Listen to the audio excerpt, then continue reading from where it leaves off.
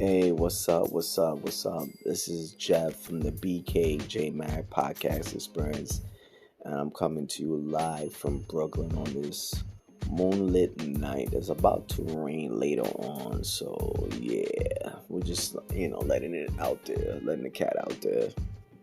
Um, if anybody was anybody on Monday night, everybody was watching the WNBA draft. America was watching the WNBA draft. And now let me tell you this. The reason why everybody across the United States and around the world was watching the WNBA draft was because of one particular person. Well, two people in particular. One is because of Caitlin Clark and Angel Reese. Those two players right there are the second coming of Magic Johnson and Larry Bird. And the WNBA is getting a lot of attention. Some attention not really wanted. Oh wow, this is wild.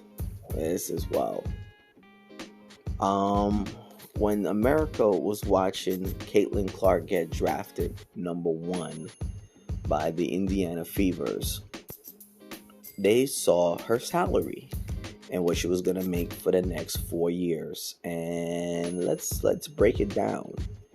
In 2024, she's gonna receive $76,535. In 2025, she's going to receive $78,066. In 2026, she's going to receive $85,873.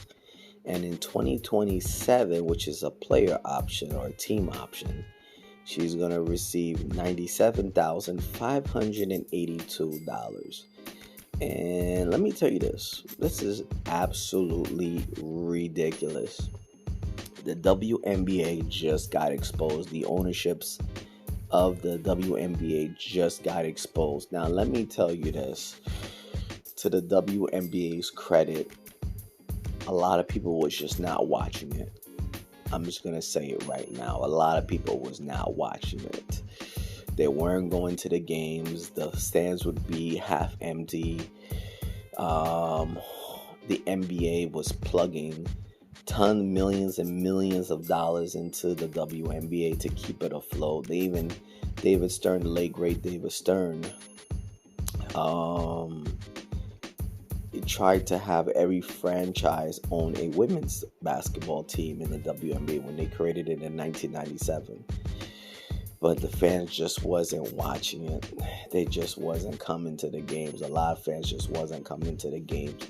Even though a lot of the women were playing hard, they just weren't coming to the games because the salaries were just not impressive. Now, they were and there still are elite women athletes out there. They play in Europe. But when they look at the WNBA side, they're like, I'm not playing ball for this. You out of your mind. So they stayed in Europe. They made way more money overseas. So eventually they weren't putting enough talented women out there, and the product dwindled. Teams caved. The league got smaller. They were trying to figure it out, and they were trying to see what made the most sense. This latest collective bargaining agreement that they just signed on to had some major improvements over the last collective bargaining agreement. And now with things changing and with sports betting taking over, running wild across the United States, bettors are watching the WNBA games now. And they're starting to see the discrepancies. They're like, wow, this is crazy. Like, women basketball is really not being treated with respect. I mean, for example, I went to 7 WNBA games, and I kind of saw it firsthand. I remember I was watching a lot of the WNBA games, and I would just watch, and I would see the discrepancies from the men's game, the crowd, when I went to go watch the awful Brooklyn Nets, Barclays was packed to the brim. When I went to go see the Liberties in the Barclays, it was half packed. They closed the second floor down. It was crazy. They closed the second floor. The only reason they would open the second floor if the Connecticut would come in, or the Las Vegas Aces led by Asia Wilson would come through. That's when they would open up the second floor, and they would sell about 17,000 seats, and celebrities would come out and watch the Aces collide with the New York Liberties. So with Caitlin Clark, now I've explained all of this now, right? And we looked at Caitlin Clark's salary. We could imagine what Angel Reese is getting. It's probably even lower than what Caitlin Clark is getting. Now, a lot of people, a lot of folks in the sports world and the entertainment world are just asking. They're putting a bright light over this issue, and they want to see changes. They definitely want to see changes. I'm pretty sure after this season, this record-breaking season for the WNBA that's about to take place, they're going to definitely opt out of the collective bargaining agreement for sure. And there's going to be a lot of massive changes, and I think it's going to be very positive for the WNBA. Like Asia Wilson, she probably will get like $5 million or $10 million, for just playing, for being who she is on the court.